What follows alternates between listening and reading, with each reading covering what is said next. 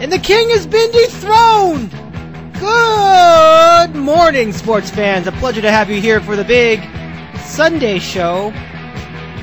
That is not a misprint, that you have heard this correctly.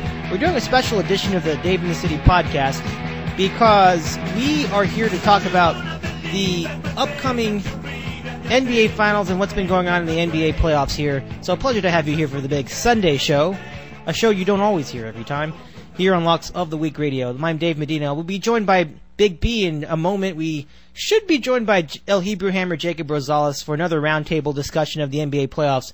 It's all coming up right here in this city. So there it is, folks.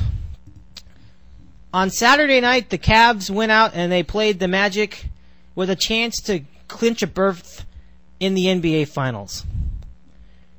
And we weren't sure after Game 5 how the Magic would respond. Although many of us felt that the Magic had the advantage here, being at home and everything. And they knew that they had to really step this thing up, and they did. They were up by as many as 21 points. They were up by over 10, at least over 10 for most of the game. They were amazing last night. The Magic get it done. They win 103-90. It really wasn't even that close. And you got to give credit to a lot of people here. First of all, the Magic organization in general, starting from their ownership group back to Pat Williams, the general manager, and to Dwight Howard, the guy that's got it done for the Magic inside the low post all year. He is Superman. You've seen him play. He looks the part, and he plays the part too. Dwight Howard had a career playoff high 40 points last night. 40 points! And he was unstoppable. You know, people will say, well, he's unstoppable, and he shoots like 50%. This guy literally was unstoppable. 14 for 21 from the field, and 12 for 16 from the free throw line. How often does that happen? I mean, Dwight Howard is Superman. I mean, we talk about LeBron James. LeBron James can do this. LeBron James can do that. He's got puppets named after him. I mean, and in the end, it ends up being the team that, well, I'm not going to usurp other people's thunder here, but the Magic had so much depth. They had so much firepower. And you know what? Let's just face it. They had the will to win. And LeBron has the will to win too for the Cleveland Cavs. They were definitely a solid contender throughout the year. You got to give the Cleveland Cavaliers a lot of credit, but let's face it. This is a colossal disappointment by the Cavs. There's no way around it. Everybody just assumed they were going to go to the finals. It was like written in stone. They were just saying that the newspapers had already been written. Cavs in the finals. What will they do? Who will they face? More people were writing up the Lakers than they were writing up the Cavaliers. Everybody was just like, oh yeah, the Cavs are in the final. Let's not even think about it. And what happens? The Magic come in having played 2 tough series back to back. Having played a team with half of its players, and which had been playing the basketball of its life in the Boston Celtics. They played that team. They fought them off. Now they went into the Eastern Conference Finals. They were thought to be the guys that were just kind of like going to hand the trophy over to the Cavaliers. That was wrong. The Magic started off firing. And if it wasn't for one lucky shot at the end of with 1 second to go in Game 2 at the Q, this series would have been over even before now. So, boy, I just I just can't believe it. I've been waiting for this day all year. Well, maybe not the whole year. Now, I have a very irrational reason for rooting for against the Cavaliers.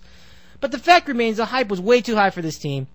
I just had a feeling they really weren't as good as they looked. You know? I mean, the way that the Lakers dominated them in the regular season, it spoke volumes about what this team could do against the actual best teams in the NBA.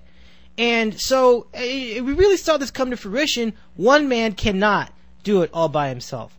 And so, I mean, there you have it. You know, the Magic move on. Congratulations to them. For the Cavs, first of all, we're going to get into this in more detail when we bring in Big B, but the coach, Mike Brown, you know, I mean, look, it's fine if you're playing a video game like the NBA Live and you got like your coach and you play the game like that. You can't do that in actual basketball. You have to run plays. You have to do a better job in defense. And you have to make adjustments. And he kind of did in game number 6. But overall, he's just been so bad at recognizing what's going on around him. And so, it's over. Cleveland once again gets snubbed from the big dance.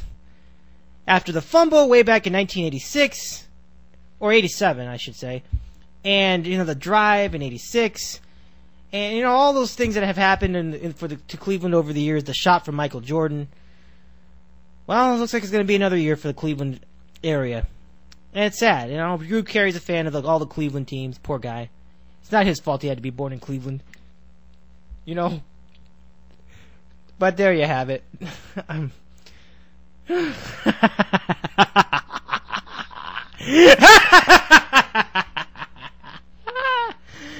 I love this. All the hype. They were going to put LeBron James on a pedestal. And what happens? They don't even make the finals. I just can't believe it. It's kind of shocking, don't you think? It's kind of shocking. So, it's beautiful. It's a beautiful day. And now, to spread the joy and laughter and happiness, we bring in the one and only Big B, who he's been with us he was here last time on the podcast. And, he was kind of big on the Magic bandwagon, Magic too. He was a big Magic supporter in the playoffs. Cavs go down. And now you have the finals set up. You have the Lakers playing the Magic in the NBA Finals. Wow, what a day. What a day this is. What a day. What a day indeed, Dave. I mean, who would have thought, if we start in the playoffs, who would have even thought that Orlando would have beaten Boston? 7 games, of course, yeah, 7 games. Yeah. Reach the Eastern Conference Finals. Take on LeBron James and company. And beat them in 6. I know. It's just really? I mean, if you can show me one person who literally has it written down somewhere, just dated and everything, fine. But no, you're not going to find anyone with that. If you had written it as a book in a Hollywood movie, even that would have been implausible. Oh, most definitely. And, I'm going to make one point very clear here. Teams win championships, not individuals. True words have never been spoken.